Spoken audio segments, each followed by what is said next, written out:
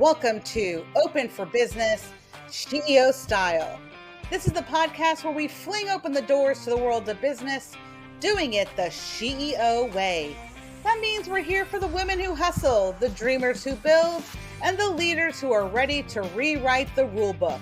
I'm your host, Toby Farrell, and I am the owner and CEO of Toby Farrell and Associates.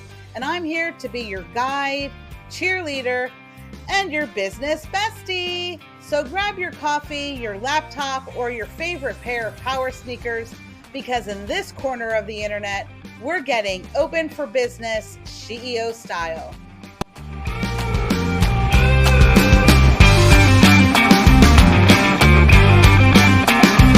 Great. Well, hello and welcome, everybody. I am your hostess with the mostest, along with two other hostess with the mostest, Alexia Martin and Mary Anne Cipressy. And welcome to Hurricane Preparedness for your business. Plan, prevail, and protect. And that's really what we want to discuss tonight. Or today, this afternoon, whatever time of day you are in. I will have everybody introduce themselves as it is their turn. What we're going to go ahead and do is we will start off with Alexia Martin. She is the owner of WhitCo Insurance and Alexia Martin Agency. And she'll tell us a little bit about herself. She'll go through her presentation. You will have an opportunity to ask questions with that. Then we will go ahead and turn it over to Mary Anne Cipressy, the owner of What's Up Southwest Florida and Teach Me Social. And she'll introduce herself there. She'll go through her presentation. You'll have the ability to ask questions then. And we'll close it on up with myself. I am Toby Farrell, the CEO of Toby Farrell and Associates, and the podcast host of Open for Business, CEO Style. So, and please feel free to, I'm sure Alexia and Mary Anne won't mind that if you have a question while it's on your mind. I'm sure that neither one of them will mind if you interject and go ahead and raise your hand, and I'll call on you and get you into the session. So at this point in time, I am going to, I think, Alexia, you should be able to share your screen. Yeah, awesome. So all right, everybody. I have got the beautiful hurricane behind us and my little piece of it, and that's what we're going to protect against today, is just talking about how do we protect against the insurance, the before and the after. So I remember very briefly with Hurricane Ian and being a owner of WhitCo Insurance, Alexia Martin Agency, for the past, oh my gosh, almost 14 years already. I have seen my fair share of hurricanes, and I've also seen my fair share of businesses not being prepared and ready for those hurricanes, especially the aftermath of the hurricane. So I am going to screen share here so you guys can see my presentation. And let's see if it works here. All right. So protecting your business before the storm. So here we go. Can everybody see it? Well, nope. We are on your new tab on your internet browser. Yes, that's what's happened before, and it's not unless are you going to show it from Canva? No, I'm not on Canva. I'm actually on my PowerPoint. I think you have to share a different, when you go to share, you have to select a different. Yeah, it's not letting me.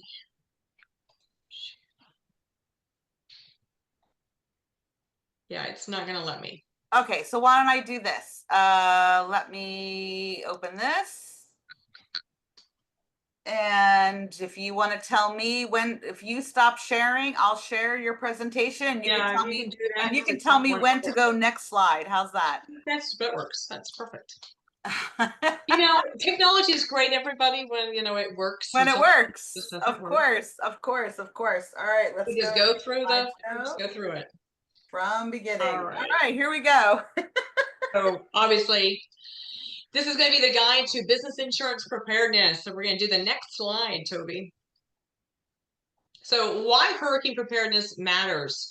So obviously hurricanes cost billions and billions of dollars in commercial losses each year. That doesn't take into account for actual residential losses. 40% of the small businesses never reopen. I can tell you after Hurricane Ian, that was the case. We had several businesses that could not relocate, find another location after their building was destroyed, or they didn't have the financial means. So after being out of work and couldn't have, they obviously their building, the roof was blew off and they weren't able to work in their current building environment. They did not have enough money in their business to sustain a good month or two being out of business and not having any money. So this is why we want to make sure that we know exactly what we've got in insurance coverage. So if we got that business income and extra expense coverage, that business income is going to help us to continue running our business and getting paid every single week for not being open, basically. So insurance plus preparedness equals the survival. All right, next screen, Tony. I'm getting there. I'm pressing the That's wrong okay. button. There we go.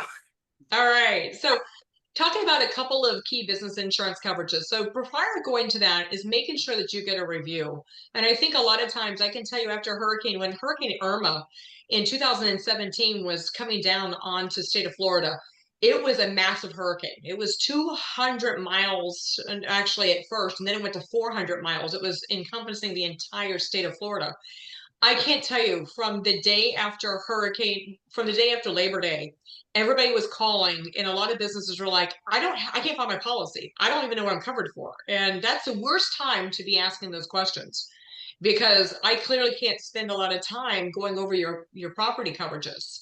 And then not to mention the fact, having a copy of your policy too. So after the storm, it's very difficult to be able to reach us agents and the insurance companies because they clearly, the lines are down, or either they are taking in so many calls that they're not going to be able to take everybody's call in a timely manner. So you want to make sure that you're definitely having a copy of your policy and having the questions now, starting that, being prepared with your insurance and knowing what it covers, what your deductibles are, is most important. So property insurance obviously covers the physical damage for your building and your structure and the contents inside, or your betterments and improvements, what's actually into your build outs of your walls. So if you're leasing a space, you want to make sure that you have enough coverage for your build out.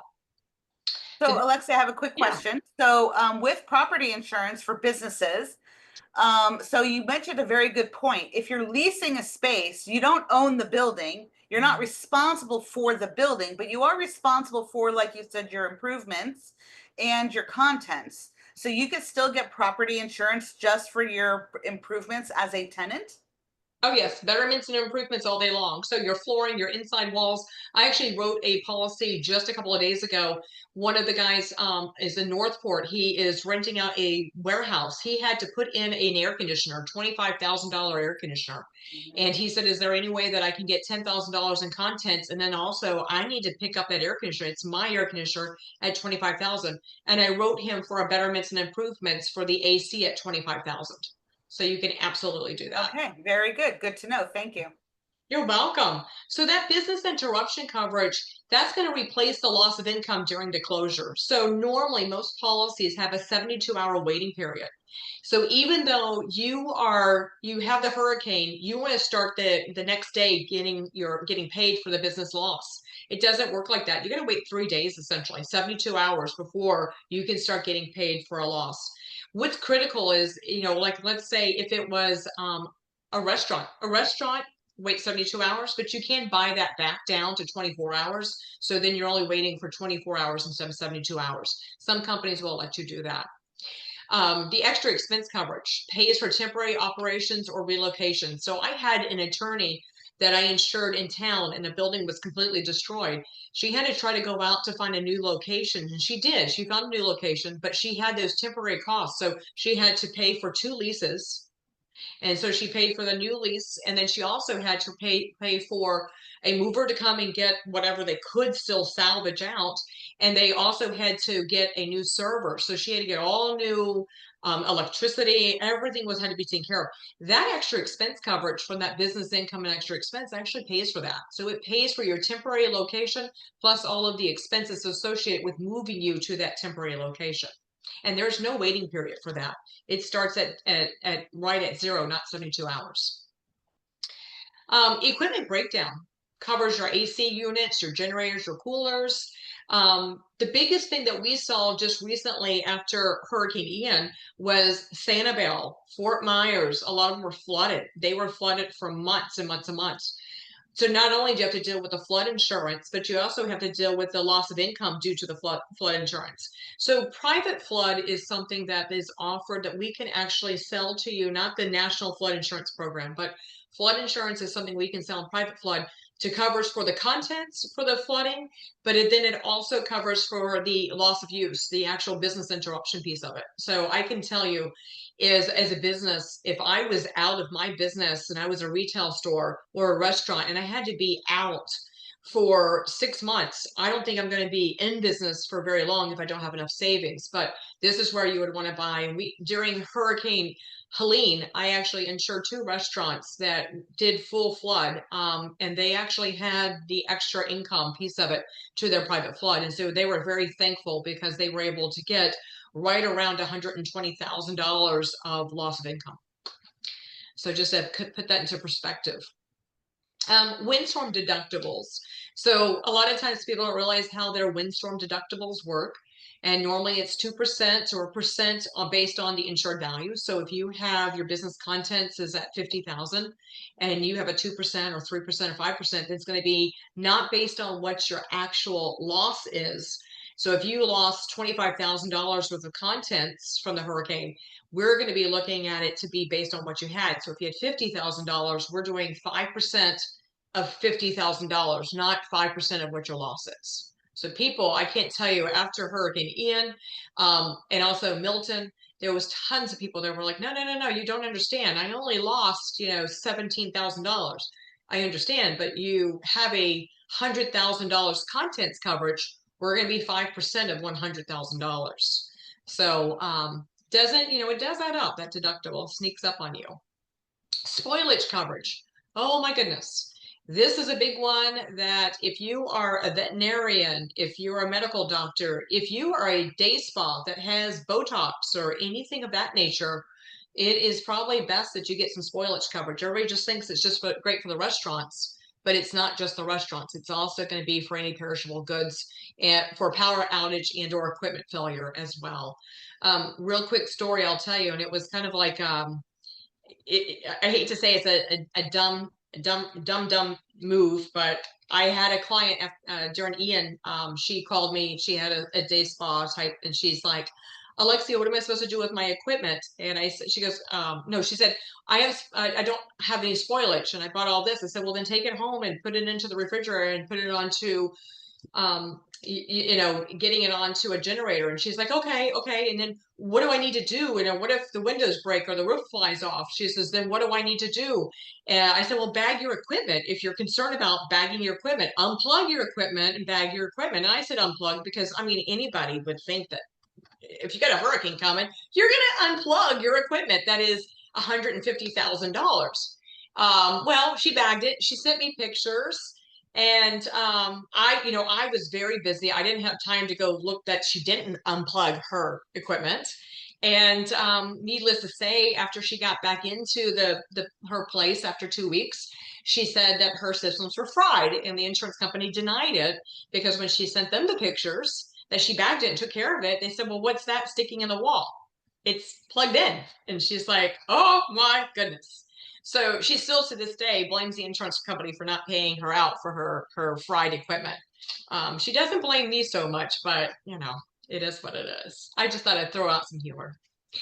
All right, so go ahead to the next page.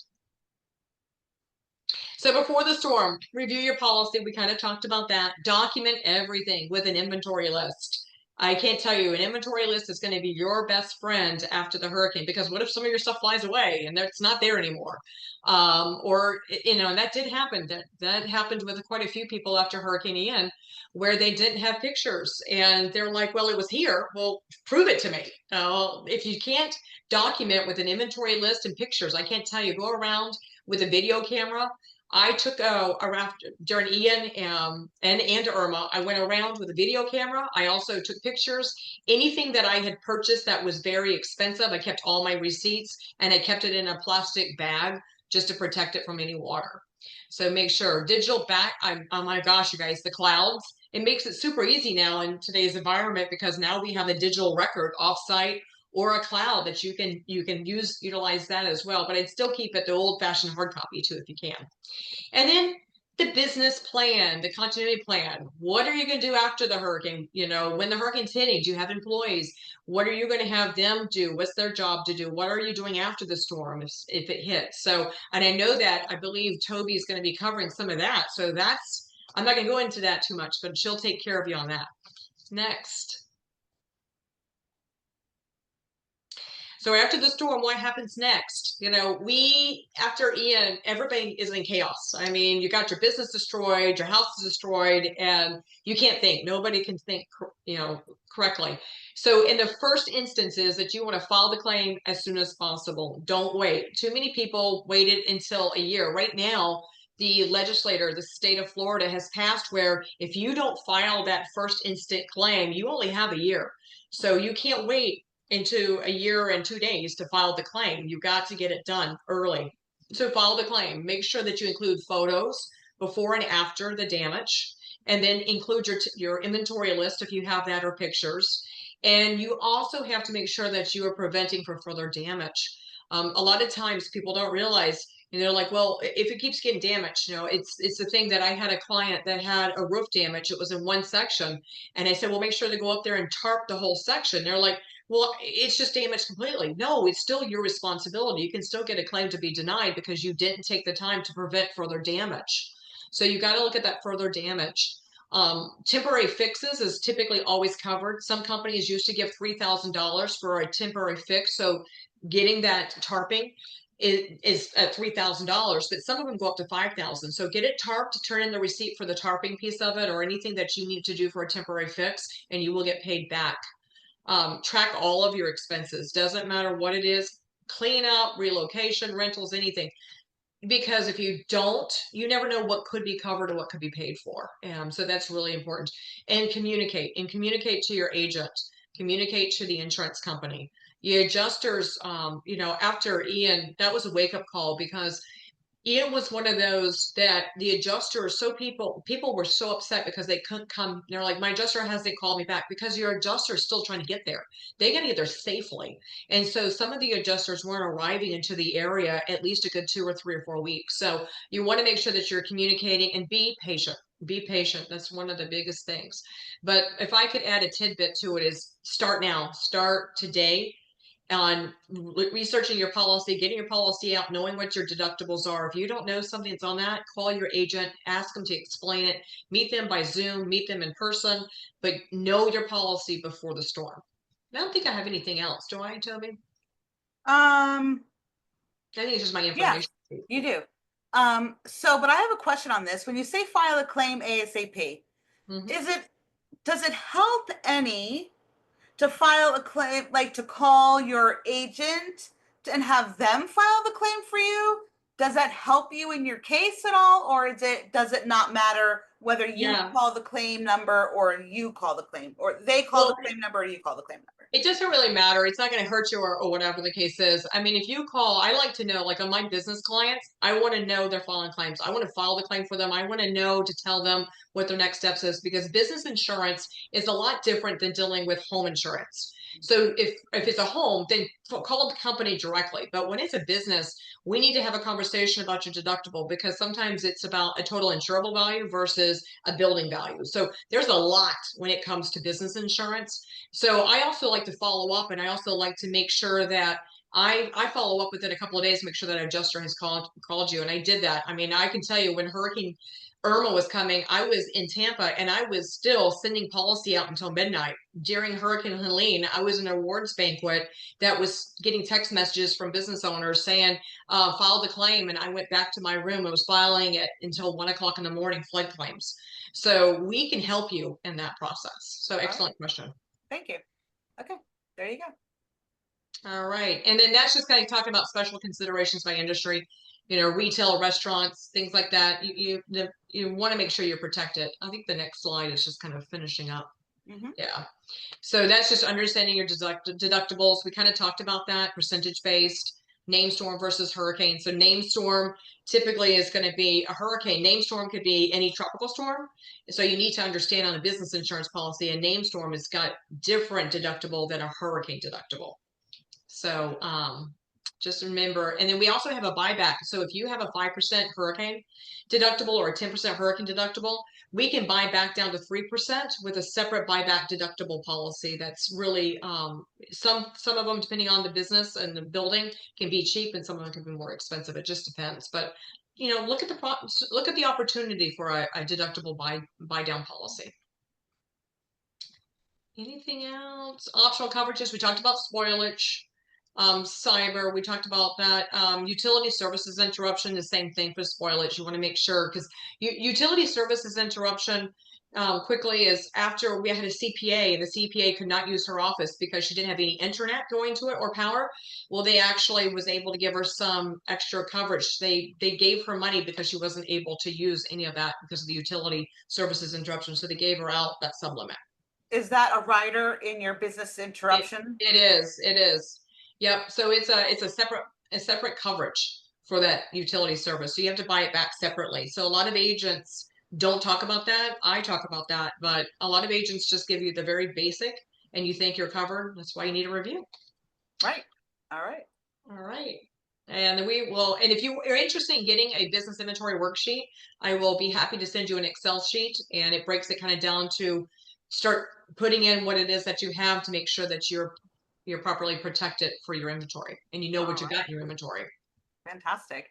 Actually, when we send out the replay, we're going to be, I know Mary Anne has a handout as well, and so do I.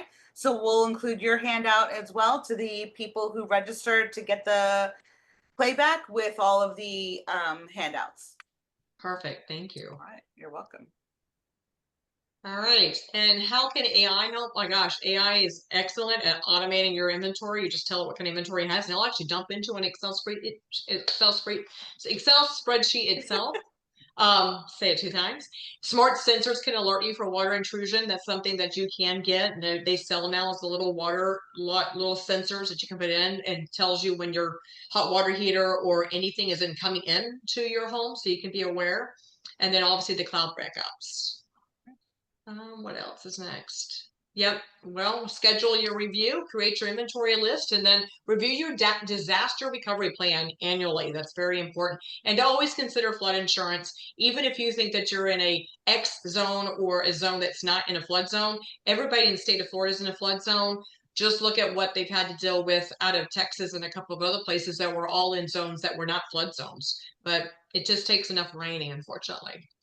So if you have any questions, you can always reach me. My email address is up on the screen, alexia.martin@WhitCoInsurance.com, or you can always call me and schedule a review, and I will be happy to review. And you can also check us out at WhitCoInsurancePG.com. We have offices in Nokomis and Punta Gorda, and we write for the whole state of Florida. So even if they're not local and they're in Orlando or Miami or Jacksonville, send them our way. We can take care of them. Thank you so much. Great.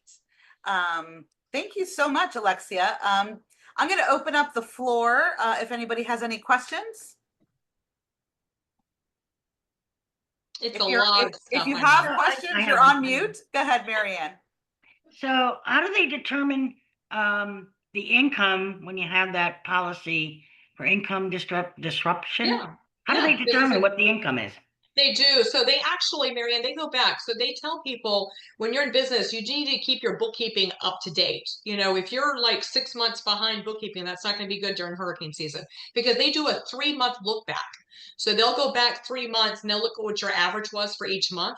And then they're going to pay you out based on, so you'll buy 300,000 total, but then over 12 months, they're going to pay you 1/4, 1/3, or 1/6. So that you've got to make sure that you're picking out which percentage they're going to pay out. They're not going to give you the full amount. They're going to give you a portion just to keep you afloat, because you don't want to run out of business income money as well. Because if Right. it's, let's say that you're out 6 months and you only bought enough insurance for 3 months, then what do you do for those other 3 months that you're out?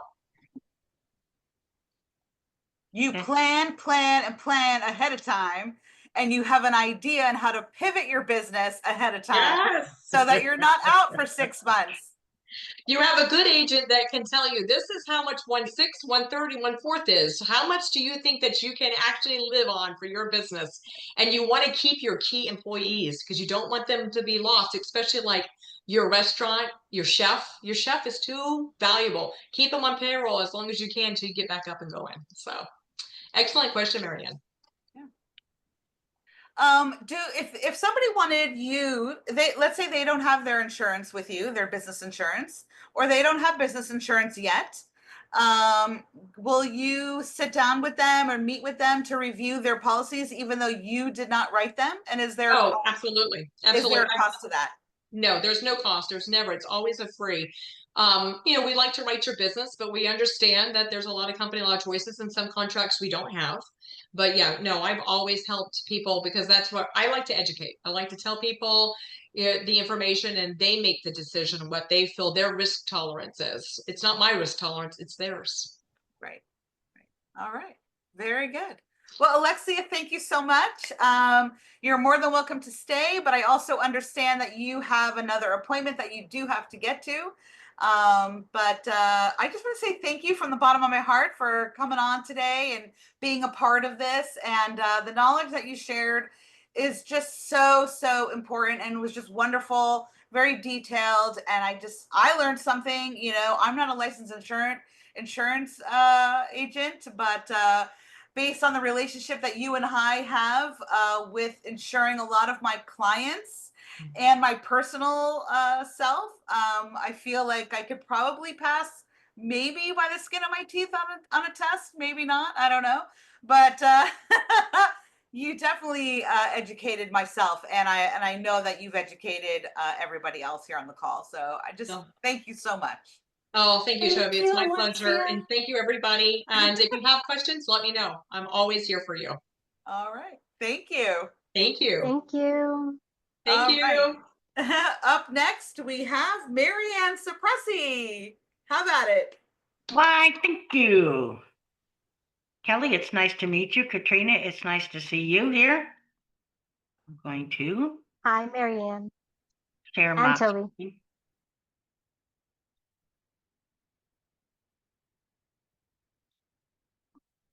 I assume you all can see that. Okay, slideshow. Come on. There we are. We all good? Can you see that? Okay. So I'm Mary Anne Cipressy, and I help local businesses owners with their marketing. So I like to call it that I help them build the know, like, and trust factor online. I've been doing that since 2010. So it'll be 15 years in October. And then just before COVID hit, I started Teach Me Social. So not only do I manage marketing for small to medium-sized businesses, I also coach and train marketing because a lot of businesses getting started don't have the funds to do the marketing. So this way they can learn how to do it effectively and build their business up faster than trying to do it on their own and not knowing what works and what doesn't work. So that's pretty much what I do. And I have done it for it's Ian and Irma and Helene and what was it? Helene and Michael, not Michael, Helene and Milton weren't too disruptive in this area. But Ian and Irma certainly were.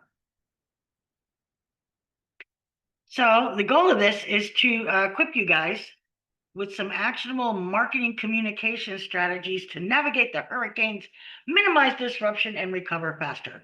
So, Kelly, can I ask you a question? Seeing, Of course you can.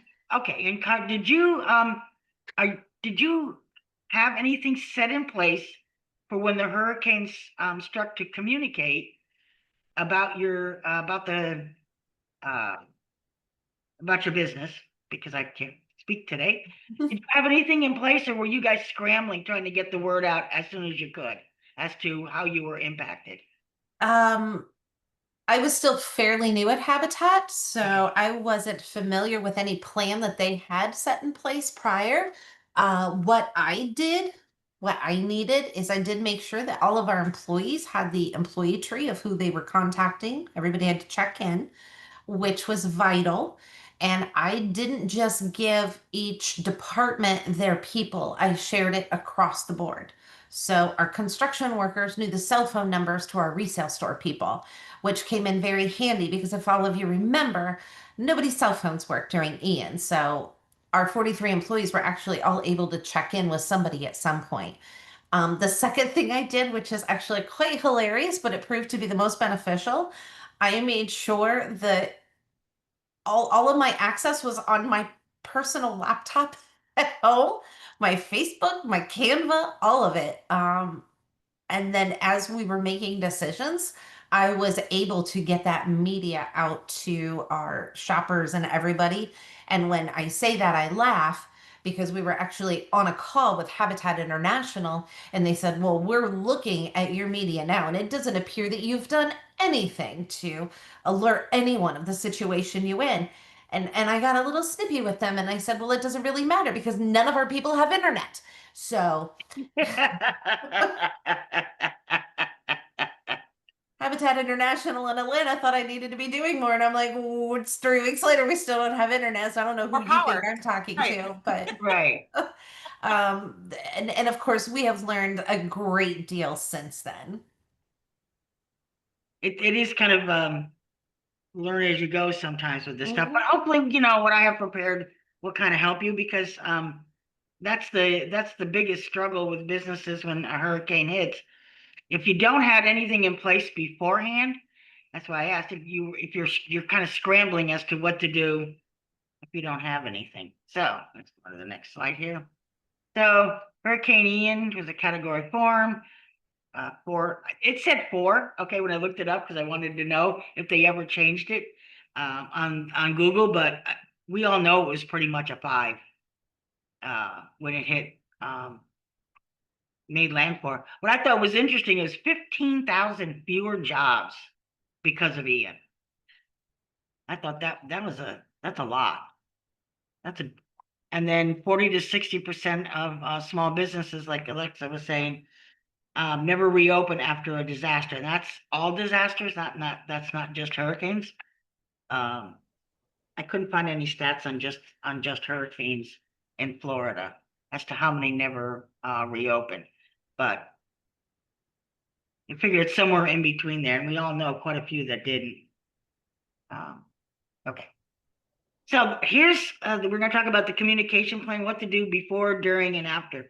And I'm going to be honest, 99% of this is before. What you need to do. So what are you going to communicate? You're going to communicate operational changes, which is potential closures, closing altered hours, service interruptions. You're going to want to communicate that. You want to communicate safety information to your customers, like local emergency things, updates, if you can, if you have power.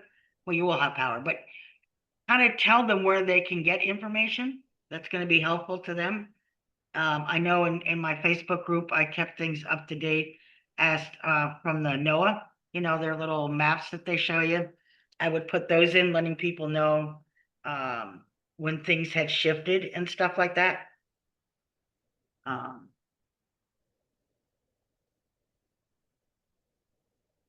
Business continuity, which is how you're going to serve them, during and after. If you know ahead of time, you want to be able to communicate that to them so they know what to expect. So we're going to be closed, I see a lot of restaurants doing, we're going to be closed until it's safe to open. And then unfortunately the restaurant would get totally destroyed and it was never safe for them to open back up. But it was those kind of things that you want to communicate. A lot of this depends too, is if you're in the area that's directly affected, or are you in one of the surrounding areas that maybe isn't as affected? So you have to kind of bear that in mind when you're planning what you're going to say, because you're going to want to do that ahead of time. So the value proposition is you want to reassure them that you care about their safety and will be back to serve them. So you find a nice, polite, subtle way of reassuring them that, their safety comes first, those kind of things. Okay. So the communications channels, you really want to diversify them. You don't want to just use Facebook. You want to update your website. Kelly, did you do your Google business profile? Did you update things on there as well? We did. Okay. With 4 resale stores. Keep them all. You have 4 retail stores? Yes. And an entire building department. Oh, wow. She's with Habitat for Humanity. So she has the Habitat for Humanity Restore resale shops. Yeah, I know they have them down here, but I didn't know there was 4 in Charlotte County. Mm-hmm. I think there's only 1 or 2 down in Lee County, right? Lee County has 3. And there's a few in Collier County too. Yeah. Mhm. I knew the North Fort Myers and I knew Fort Myers. I didn't know there was a 3rd one. Bonita. Oh, Bonita. Ooh, We Bonita. forget about Bonita. How can we forget about Bonita? Okay, so communication, you want to diversify. Let me get caught up here. So you want to do email? Do you guys, did you use email at all, Kelly, in communicating? We didn't. It was just one more email. Everybody was getting so many emails from Comcast. You're out. We'll be with you shortly. From This is the restaurant down before. the road and from FPL. It was just one more email people were not going to read. We honestly didn't and probably won't in the future. Okay. Okay. I guess if it's a smaller operation, you might want to email your staff. Did you guys email your staff at all, or did you do it all through text? We did it mostly all through text. Okay. Okay. So here we go. Now, how did I get? Oh, honey, just conglomerated here. So you want to prioritize safety always when you're communicating. You want to maintain an empathetic tone. You want to make sure everything's factual and the updates. Did you put anything on your website at all?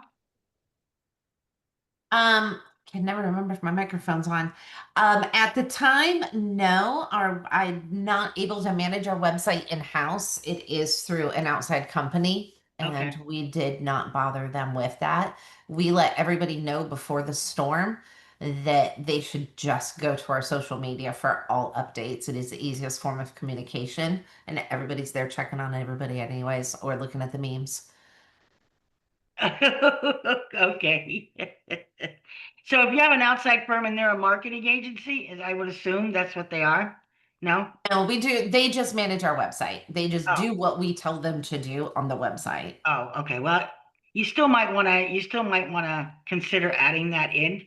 Mhm. Maybe some of the older people that are not on social media, maybe looking on your website for information. And The unfortunate thing is our website is managed by somebody that lives right here in Charlotte County. So but this is before. Remember, we're talking before the storm, not after or during. This is before. So you like, if you know you're going to be closing the stores down, yes, you put it all out on social media and stuff, but you also want to make sure it's on the website for those that are not attached to your social media, because older people will look on the website or your Google business about that stuff. Okay. I'm taking notes. I have a cheat sheet that you are going to be getting. I want to make sure I have everything here. And just so you know, Kelly, the reason why you're getting all the questions and not Katrina is Katrina is in her business building state, so she's not open yet for business. So And I'm enjoying this. I like literally never miss anything hurricane storm preparedness. So I'm personally myself and our Habitat affiliate. We are a part of our local Charlotte County COAD. We're the head of the donation management. Incredibly active in all storm preparedness recovery. I have assisted other businesses in writing their plans. I was even invited to conduct a seminar at the Habitat International Conference in Atlanta. wow. And I did that with the CEO of Habitat for Humanity of Maui, Matt Bachman, after they had the Lahani fires. So him and I together did a disaster preparedness. So, but everything is different. There's ideas and thoughts that you have that are different than the 800 other. And Alexia is a dear, dear, sweet friend of mine, and I would never miss anything that she does because she is one of the smartest people I've ever met. Yes, she is. And we're glad to have you, Kelly. Look at all the customization you're getting here. I know, right? And I get to And make Katrina, it to review, so if you want to be included, Katrina, just speak up. yes. I was just going to say that, Kelly, I am one of those people who is hardly on social media, and I do go to people's websites and then I get upset that they're not updated. So just an FYI. See, that is the And most she's not old. valuable content I have learned tonight. Totally worth it.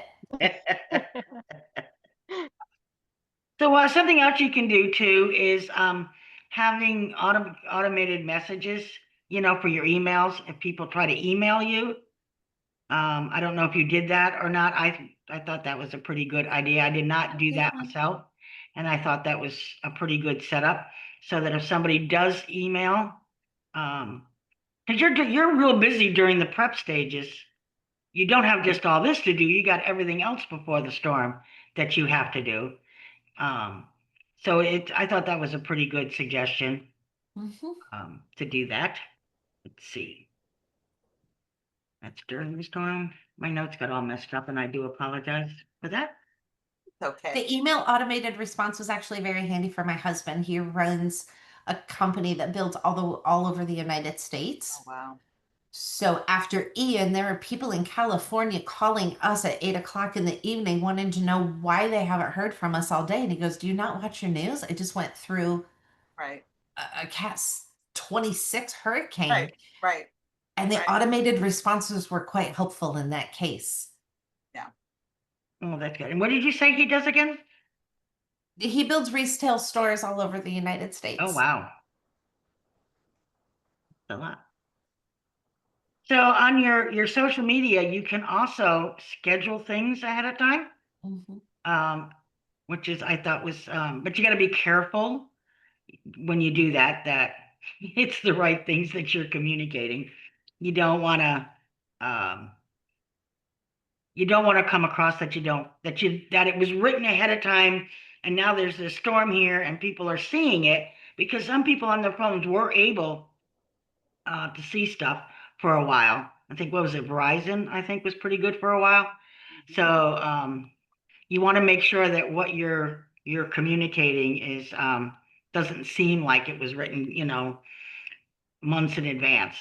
But you can always have some in the draft on social media so that you have it all created and you just pick and choose the ones that you need to.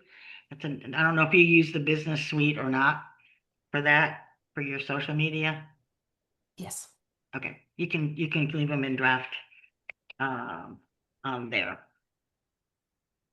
And of course, and the biggie is, keep sharing information like the updates on where people can go to get help ahead of time. Like if the shelter's open, things like that, you can put the shelter information out, things like that. Other businesses, like if it's a restaurant or a retail store or things like that, that's pretty common for them to do. You want to keep communicating but you don't want to put your marketing stuff by my stuff. You know, you can't put your normal stuff out for a while. And what I noticed with Ian and both Irma, most of my clients missed maybe a week where I could not post anything, especially Ian. It was so devastating. There was no point in me posting for them, the ones that were non brick and mortar type things. Because some of them are like networking groups or nonprofits, things like that. One is a nonprofit, not even in the area. So, so you have to be kind of mindful of all that. So it was basically a week that I did not post anything for them. And of course, if there's no power or internet, I couldn't anyway. So, but even once the power and the internet came up, I think for me, Ian was 3 days and Irma was 5. Once the power did start to come back up, I would kind of see what everybody else was doing and was talking about to get a feel for what was happening in the community. And they pretty much only missed a week. And then I started doing more the community information things for that first week after that. So it took a while. The ones that were closed for a while, I just kept everybody up to date on their stuff. So that community information is really important. So you want to communicate as much as you can, you know. All right. So the next should be. So then in the next phase is as before, during and after, it's recovery, reopening, and you got to rebuild trust. So you want to communicate. I'm sure you guys did this. Your reopening statuses clearly. So if you know you're going to be opening in 2 weeks, you want to tell them ahead of time, those kind of things. You want to show support and offers of other businesses that can be helpful to your audience. You can do that. Again, you want to do multiple channels for your reopening. You want to put it on Google Business. You want to put it on your website. You want to put it on social media. You don't do email, but if I don't know what you do with your customers, if you have a customer base that you sometimes contact them. Yes. Of course, your volunteers would be important too. I assume you have a special list for, don't you have volunteers that do the store and stuff like that? The other thing you can do is, and I'm sure you guys are very active in Charlotte County in general. So interacting with other community organizations, sharing their information, things like that you want to do. Express gratitude is pretty important. So you want to do that. And then monitor and respond to reviews. I don't know if you had an issue with any of that, but some people, when they get frustrated, the first thing they do is they will go to Google Business and leave a review. If they're not happy with some way you're not communicating with them or whatever.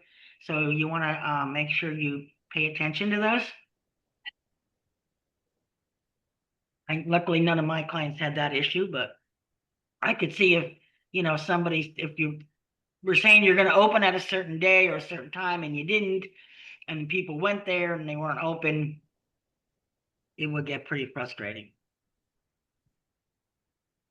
So proactive planning is the key to minimizing disruption. So you want to prepare your strategy. You would be missing something here. No, I think I covered. Did I cover it all, Toby? I think. Yeah, you did great. Did Yeah. you good? Before, I'm during, sorry, and my after. notes got messed up. I don't know how. I had them all in All order. right.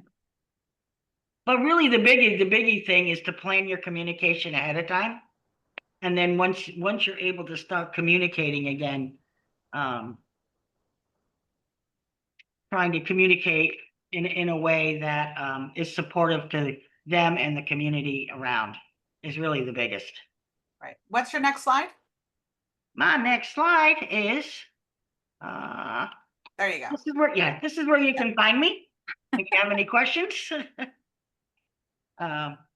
Those are my 2 websites, and my email and my phone number. And if you ever have any questions or whatever, I will be happy to answer them. So And you're Mary gonna Anne, get, and Kelly and Katrina, you're gonna get a checklist, a cheat sheet kind of with all this on it. Well, thank you. Well, you're welcome. I hope you found it useful. I did. Thank you. Yes, I did too. Well, it so sounds like you got pretty much a handle on a lot of it anyway. Mary Anne, thank you so very much. This was wonderful and very informative. And what a great idea to share resources, right, in the community that you know about. I know I did that on my personal page, but to come from the business side, listen, I was just having enough trouble to get on my own page, right? But what a marvelous idea. And because that builds your know, like, and trust value tremendously. Yeah. You Down in know, Fort Myers Beach, there's a page. It was called Fort Myers Beach Talk or Beach Talk, something like that. And that's pretty much how he built everything up after Ian, was oh just yeah, constantly sharing yeah. as much as he could. He would get out on his bike and ride around and Oh, Mhm. Beach Talk Radio. Yes. yeah, that's it, Beach Talk Yes. Radio. Mm-hmm. Yeah. Yep. And then other people would share his stuff. And that helps get the word out for everybody. So that's what I kind of did too, was a lot of that sharing. Yeah. Yeah. Very good. Very good. Well, thank you very much. And I hope you stay on. I know that would be great if you can. I don't have anywhere to go. It's raining. It's raining. All right. I heard it rain outside. My window is like right here. Yeah, I have the it blinds was stuttering and all right. Very good. So I am going to go ahead and share my presentation. Let's see, screen 2. We're going to hit share and we're going to start slideshow from the beginning. All right. Hello. We're almost done. I appreciate your time. This shouldn't take too long, but we did plan for a 90-minute presentation because there is so much information. And we wanted to be able to create a lot of value for everybody that is on the call and everybody that I know is going to be watching on the replay. We had a lot of people that said that they wanted the information and just couldn't come at 4 o'clock, which we understand. And so, we're happy to be able to share this information and just support one another here in Southwest Florida. So plan, protect, prevail, safeguarding your business in time of crisis. I am Toby Farrell. Like I said earlier, I am the CEO of Toby Farrell and Associates. I also am the CEO of Girlfriend Gift Baskets. I'm a co-CEO with Mary Anne Cipressy of Empowered Women Entrepreneur Mastermind, which is a group of women in Southwest Florida, and we gather twice a month on Zoom and mastermind our businesses and work together to help whatever we each other need in our businesses. And I'm a partner in the Fierce Bitch movement, which my other partner was also on here earlier, Miss Alexia Martin. Collaboration is where I believe in being. Believe it or not, I found my purpose at 50. I have always been a people pleaser, and I make other companies money by being their employee. And at 50, I said, no more. I have to make my own money. And so that's what I have started. I started my coaching business. I am not your typical cookie cutter business coach. Not that everybody doesn't like to have fun. Everybody loves to have fun, but I like to have more fun and be the funnest in the room. So that makes me a little bit different. And of course, I am not always about the newest, shiniest object that people dangle in front of you to make you come over here, to make you come over there. I truly believe in the basics. And if you can get the basics down, you have a very strong starting foundation that you can then grow into and look at the shiny things that are coming your way.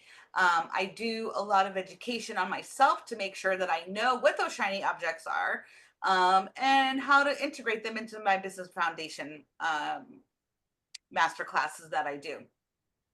And I also have a very unique ability to see missed opportunities and opportunities for growth, whether that's in operations, efficiency, sales, marketing. I have a very unique ability to see those things. And so that makes me, if I'm going to toot my own horn, which I'm going to, a pretty damn good coach. So and I toot my own horn because that's what people have told me. So I'm going to go with that. I'm quoting all the others. So listen, here's the facts, right? Mary Anne shared some facts. Alexia shared some facts. Hurricanes hit Florida. That's a reality. The question is, will they hit your bank account too? A written, tested plan protects more than just your building. It protects your income, your people, your sanity, and your reputation. What we're building today is a business continuity plan. And I know that both Mary Anne and Alexia have talked about having one. I cannot stress to you how important this is, okay?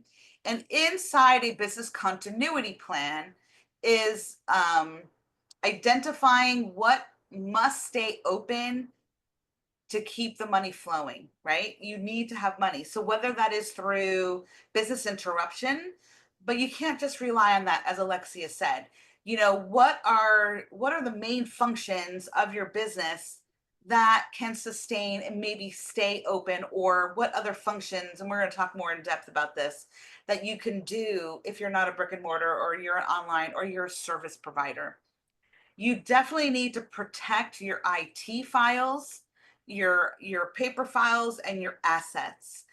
We're going to talk about strategies about that. We're going to talk about how to keep your team safe and ready. We're going to talk a little bit more about communication clearly inside and out, because that goes into a business continuity plan. Everything that Mary Anne talked about is part of your continuity plan. And practice. Remember in school, the bell would ring, the fire drill would ring, and your teacher would be like, single line, everybody be quiet. And you have to like walk out in single line, very quiet, very still. And you walk past them, and you go outside, down the sidewalk, and then they'll be like, and the prince will be like, whoo, blow his whistle, be like, all right, we did it in 5 minutes. We're going to do it again and do it in 3, you know, because you had the fire drills when I was in school, right? Remember, I'm over 50 now. And so you practice your plan to make sure that it actually works, that this, whatever you've planned, actually works for you when everything hits the fan, right? So again, money flowing, protection, safe and ready, communication, and practice. So benefits of business continuity plan. Listen, there are 4 main benefits, I say. Reduce downtime, reduce downtime, reduce downtime, and reduce downtime, right? That is the main benefit of having a continuity plan, is you need to reduce your downtime. The longer you are down, the more money you're going to lose. The more money you're going to lose, the more employees you're going to lose. The more employees you're going to lose, when you're ready to bounce back up, you have no employees. So I cannot tell you that having a continuity plan and having the proper insurance and having the proper marketing messages helps you as a package to build this continuity plan and reduce your downtime. So I say there are 10 steps in a continuity plan, and we're going to go through them here. So critical business functions. I started talking about this a little bit in my introduction. And my handout is going to ask you all of these questions with spaces for you to answer. So don't worry about taking notes. This is a direct information from my handout that I will get with you, okay? I really want you to pay attention and think and start having some brain thoughts, not brain thoughts, but brain thoughts, you know, brainstorming strategy of what you think might be, right? So what are your top 5 revenue drivers in your business, right now, as sunny day, right? What tasks can pause temporarily to conserve resources if you had to, okay? Who or what keeps these alive? Key staff, vendors, contractors, contracts. What can you pivot into, right? So you want to understand your total business. Who does what? What do they do? What can they do if the world drops out? And when I say the world, I mean communication, power, internet, cell phone, right? All of that. Because you have to be able to manage and run your business manually. That's how it will be. That's how it was during Irma. That's how it was during Ian. That's how it was during Charlie. That's how it was done during Donna and every other, because power is not always restored immediately upon the sun shining again. Disaster recovery plan. Step 2 is your disaster recovery plan. So backups. Do you have critical files backed up to a cloud? If you don't, I suggest you contact your IT company if you have a third-party company. If you don't, I suggest you ask for referrals for an IT company that can help you make sure that your customer files are backed up. All of your contracts, your contacts, your agreements, everything is backed up.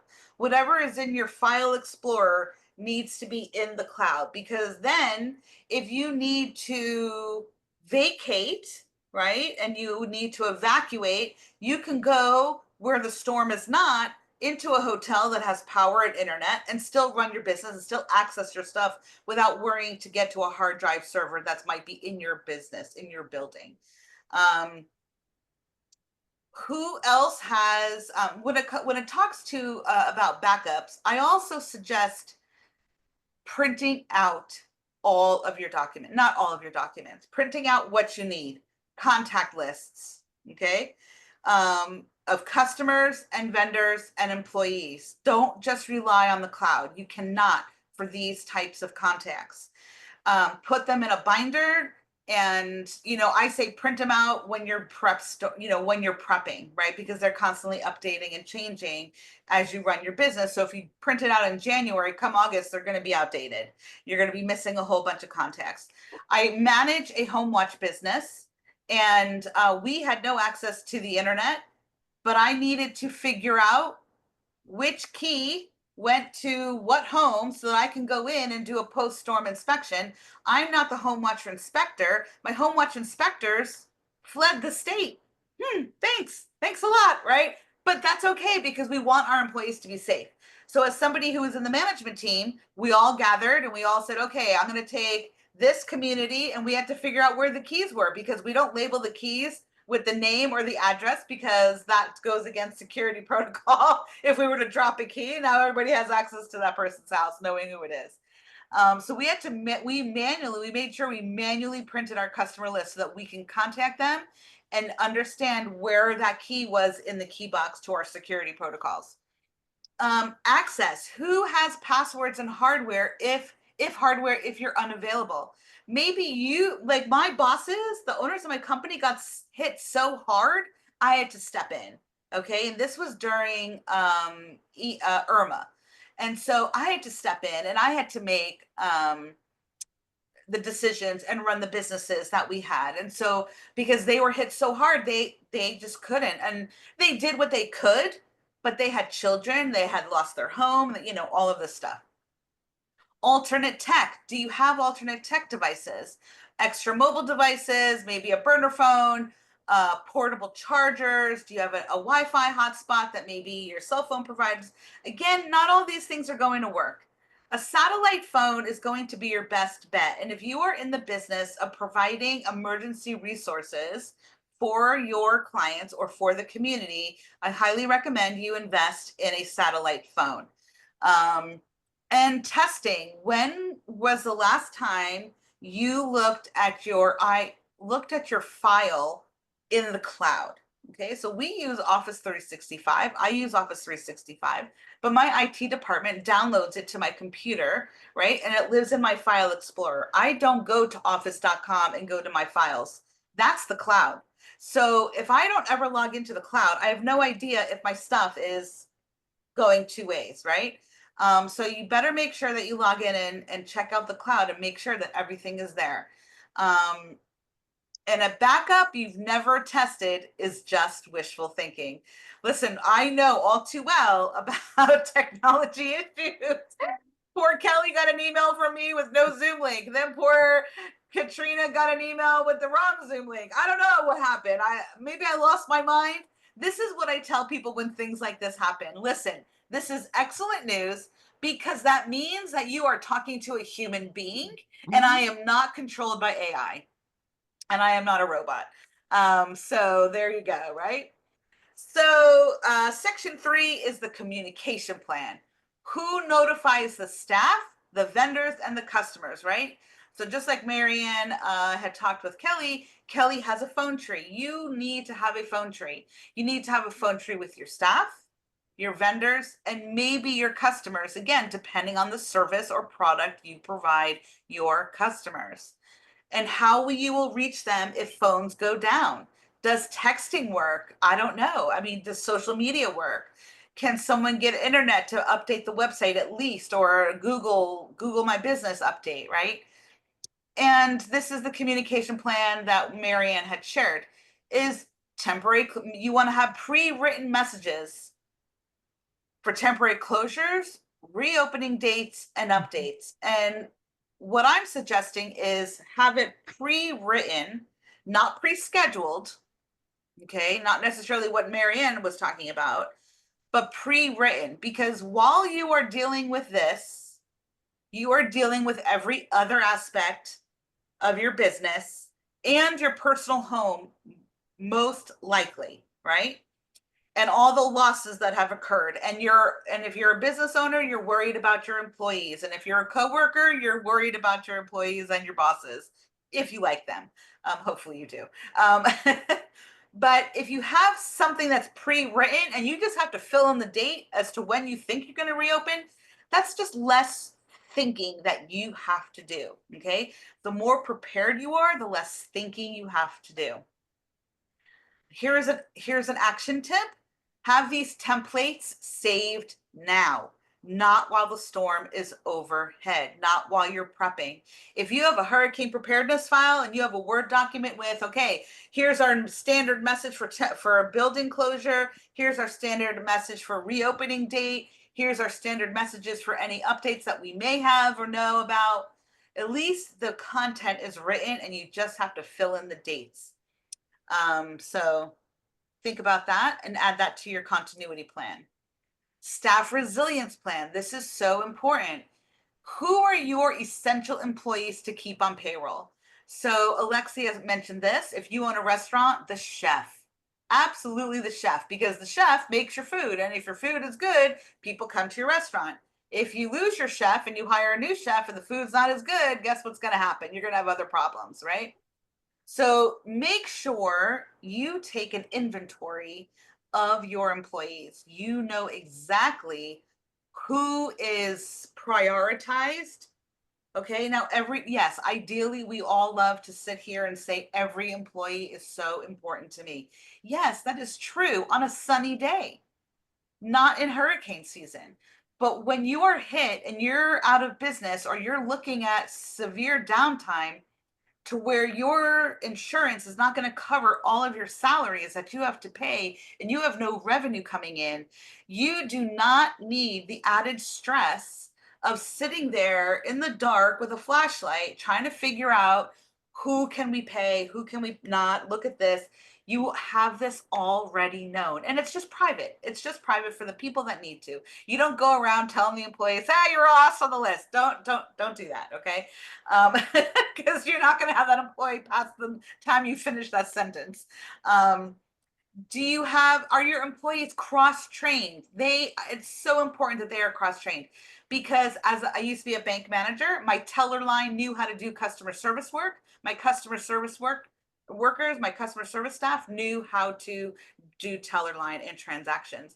And even on a sunny day, because if the line got too long in one area, others can jump in. But let's say your whole teller line, or maybe you only have 2 tellers, or you only have 2 people that know how to do this, and both of them lost their house. So personally, they're out, right? They can't deal with coming to work and working for you right now. They've got to rescue their stuff. Who else can do their job?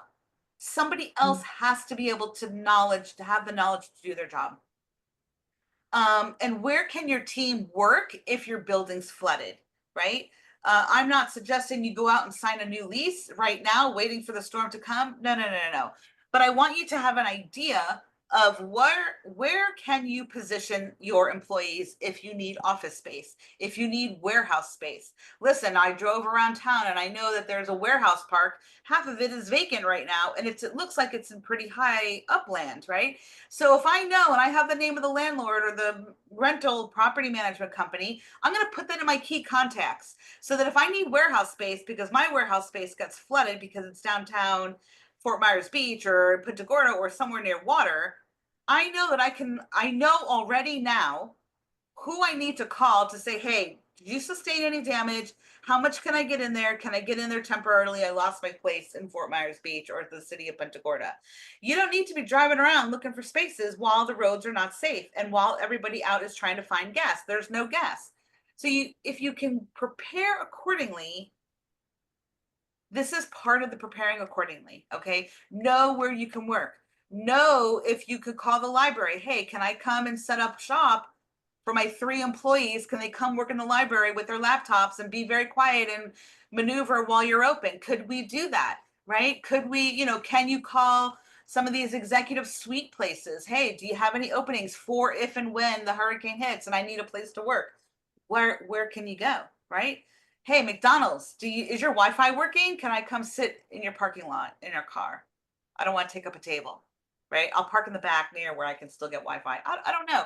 But if you can pre-plan, that's great, right? And of course, you have to have your emergency contact tree, okay? And that is, again, with your employees, with your vendors. You want to check in on your vendors, okay? That is the human thing to do. If you are close with your vendors and your distributors that come in to set up, or your salespeople that sell you the services, check in with them. That will mean tremendous, and that helps your know, like, and trust. And your plan is as strong as the people who are ready to use it, okay? So employee training and practice runs is the 5th element of your business continuity plan. When was your last emergency drill? Do your people know how to access files remotely? I can tell you that one of my 2 bosses is not technology friendly, and I have to give her office account and her password before every storm, so she knows how to access her email. Right? Do they know how to back up tech that might be on their laptops? Hopefully nothing is living and breathing on their stored devices. That's all going to the cloud. And communicate if you're unavailable.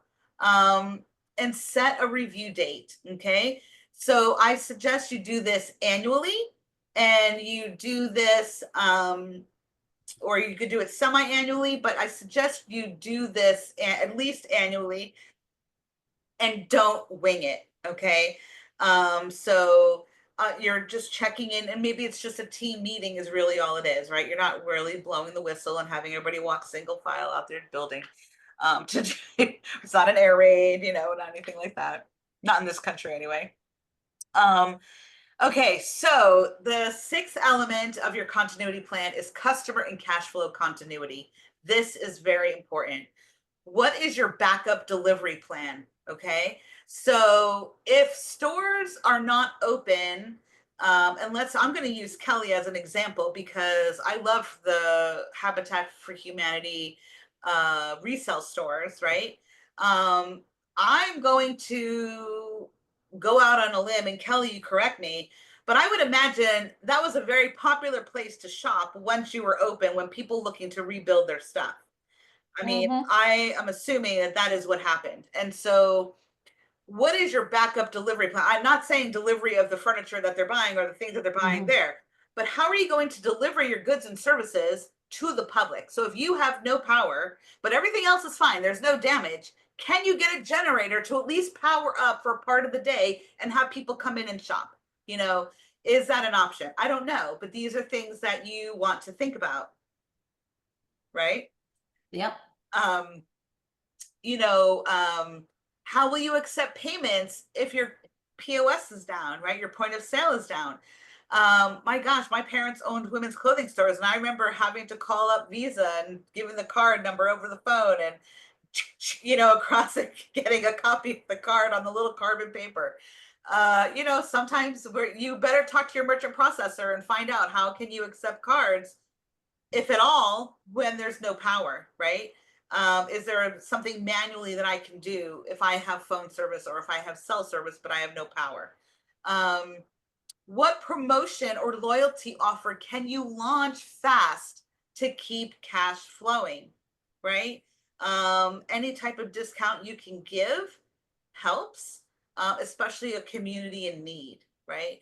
But again, it's not necessarily the message that you're posting out on social media, but you know, once the sun comes out and maybe it's a couple weeks, how can you bring in cash, or it's a month or whatever the damage is? Tell me, there were a lot of businesses that did do that during Ian and Irma. Yeah. Once they were up and running to help the folks that were really affected. Mhm. You saw a lot of that, Yes. especially in I restaurants and stuff too. I would be very interested, Toby and Mary Ann, and Katrina too, if you've got a thought. Here's Habitat's biggest problem with our stores after a storm. We want to open, we want to start selling goods again because the revenue from the stores is what funds us Right. building homes. Right. People forget that. They want us to give away items. They're like, Yeah. well, I just lost everything. Why can't I just what? So when we first reopened after Ian, I was very hesitant to have a sale Right. because a 20% off sale doesn't feel good when people have nothing. Right. And you've got all sorts of resources around giving away water, giving away tarps. Everybody's getting things for free, and Habitat's giving me a 20% sale. Well, all of your items were donated anyways. Why are you making us buy them? And I'm like, it's our business model. Nonprofit's just my tax status. It's not how I make money. Um, Thoughts on that? It was very touchy, not just on social, but in the community. Like, why aren't you giving people toasters? And I'm like, I need to sell that toaster to build the houses for the families that came into the program before the storm hit. Right. Not seeing your social media, right? Not seeing what you've posted in the past. But, and Mary Ann will add to this too, but you have to be able, that has to be one of your biggest messages throughout the entire year that you promote. Perfect, because that's exactly what we've been doing Yes. since Ian. They have to understand They have to that the understand. Okay. resale shops feed the nonprofit. Mhm. Okay. So the stores feed the nonprofit, right? Goodwill does this. Goodwill know, people in Goodwill know that their money that they spend in the Goodwill stores feeds the nonprofit services, right? Mhm. But again, I'm not familiar with, you know, anything Yeah. more than what I go into a store and looking for a door or something like that, right? But as long as if you can make, you have to make that connection year round and heavy. It cannot be a once in a while connection. It has to be a very heavy, heavy connection. Okay, good. Well, So- thank you. At least I was accidentally on the right path because that is exactly what we've been doing on our Yeah. social media. I'd like to add to that, if you guys don't mind. The Kiwanis, which is they have thrift stores as well. And their thrift stores fund their scholarships and community grants and all that stuff too. What some of them did is they gave away for free just clothing. I don't know if you deal with clothing in your stores or not. So the clothing they would give away for free, but the other items they did not. So because people need clothes to even, you know, if they lost, for the ones that lost everything.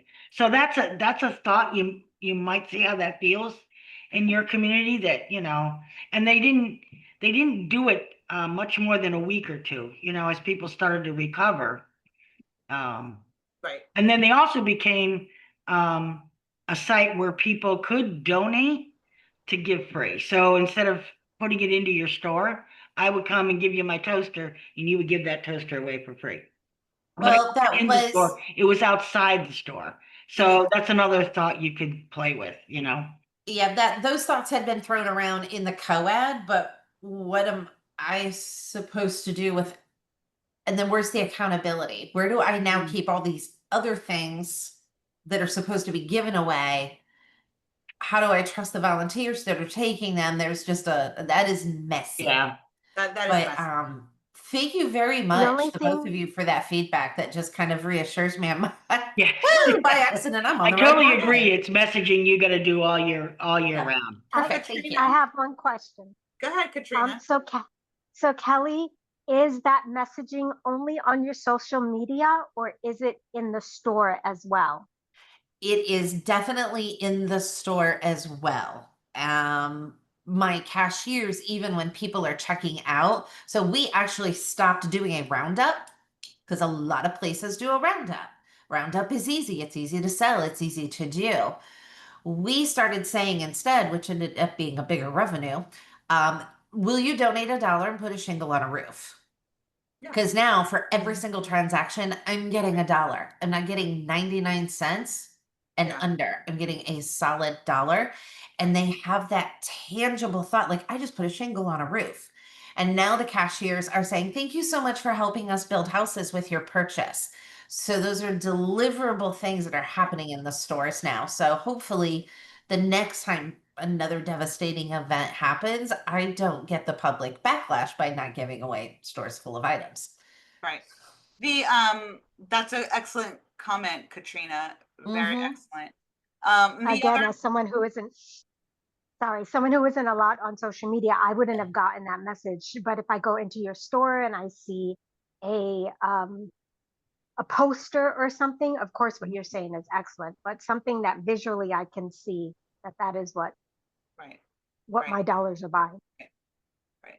And then of course, Kelly, to make sure that the building department, right, the Habitat for Humanity builders and the volunteers also cross message back to the stores that this wouldn't be possible if it wasn't for the stores and our donors.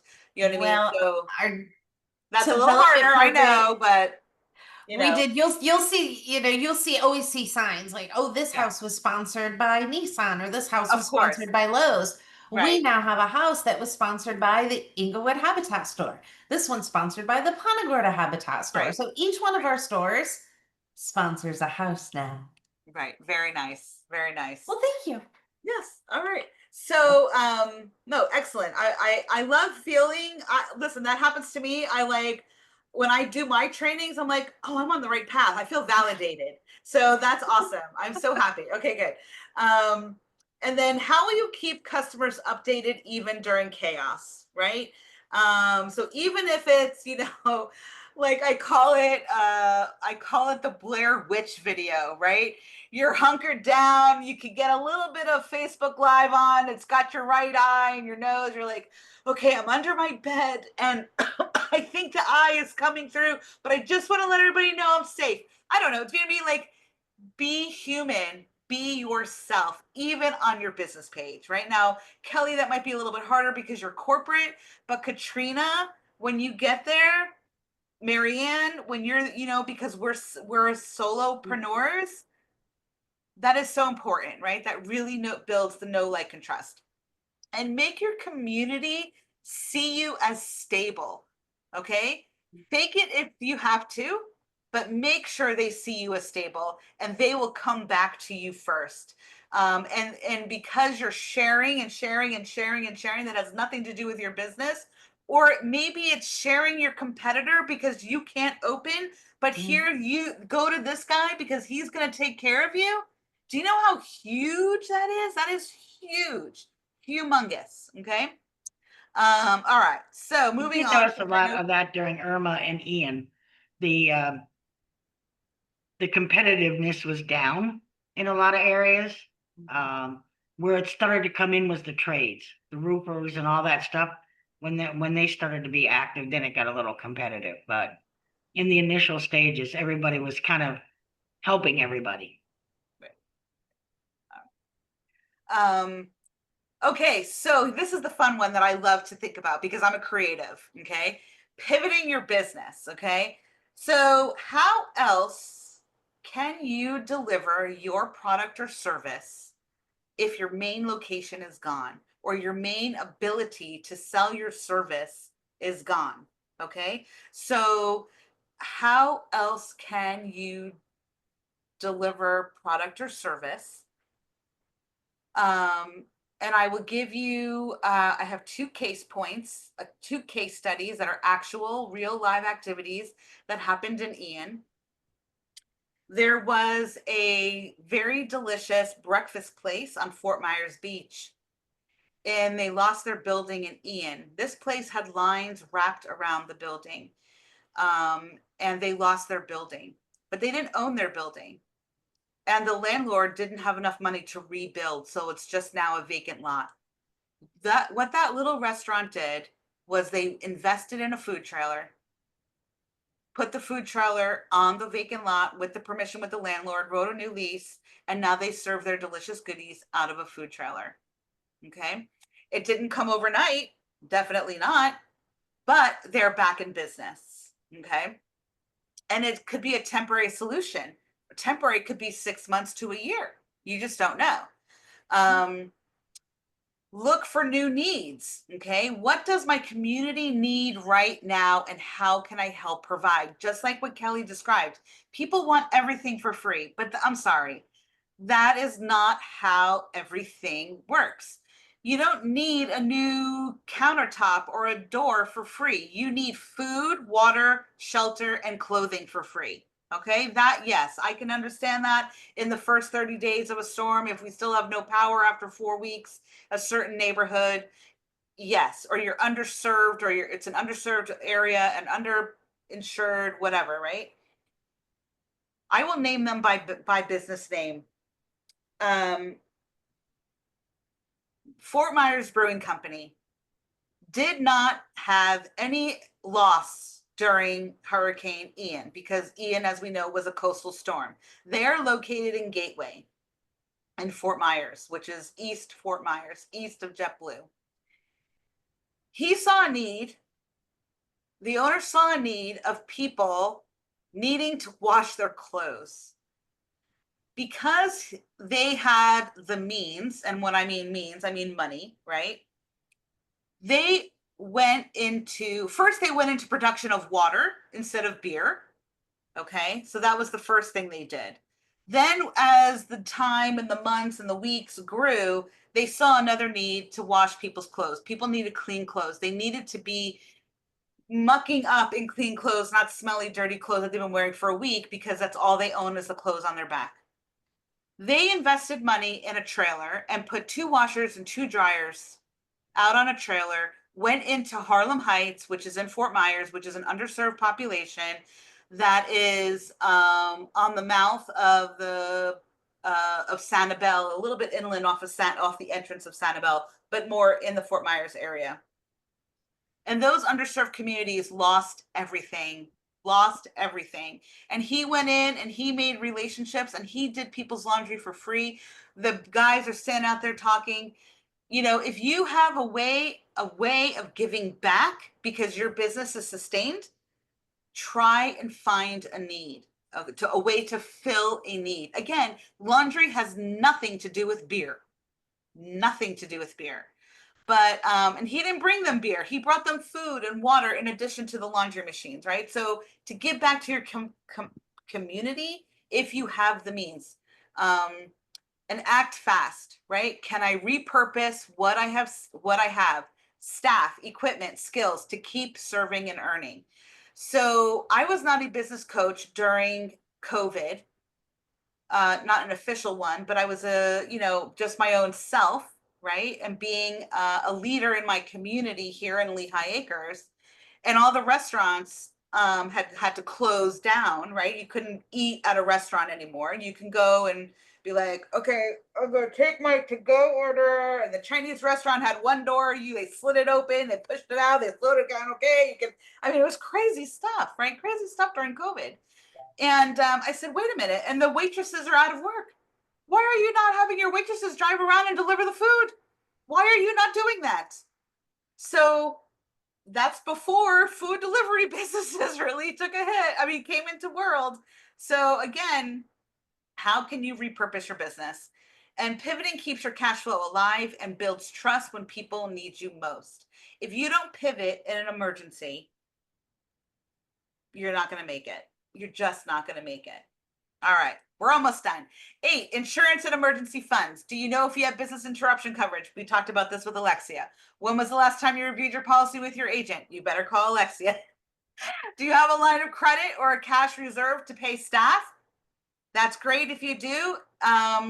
But what happens if money stops flowing for 30, 60 days and you don't have interruption coverage? So I really highly suggest that anybody listening to this replay, you definitely seek out your insurance advisor. I see a chat. Okay, very good, Katrina. Thank you. If you think you're covered, you're not covered enough. Mm-hmm. Okay.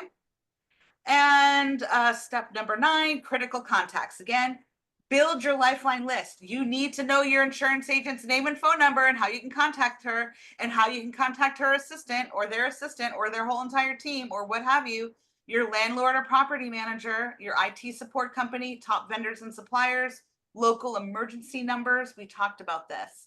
And your customer contacts, right? It's so important. And other, I'll add this to the list. And what I talked about earlier was other landlords or property management companies or that have rental space ahead of time that you might be able to contact to see if it's still available after the storm, after you assess your damage and you can't get back in. Keep a printed copy, keep a copy in the cloud, and keep a copy in your car. Only when it's like the day before the hurricane, okay? Because you don't want your contact information in your car and your car gets stolen and it's January and there's no hurricanes. Just keep it in your car when the storm hits. Because if you have to flee and you forget to grab that off the desk in your room and you're now at the Holiday Inn in Orlando, you're hoping that they have internet, but who knows, you know? So, I mean, they may have power, but they may not have internet. All right. One next step, and we're almost done. On the spreadsheet that you're going to get, you're going to pick one gap that you've identified to fix this week. It is July 16th. We are getting into the heat, the high of hurricane season, which is the end of July through October. Book a meeting with your insurance agent, update your contact tree, make sure your team knows who to contact, and schedule your next team drill. And one step closes the gap between surviving and shutting down. And with that, I want to say thank you very much. We all know that hurricanes are a part of life here, but losing your business doesn't have to be. Plan, protect, and prevail. Stay profitable, stay visible, and stay ready.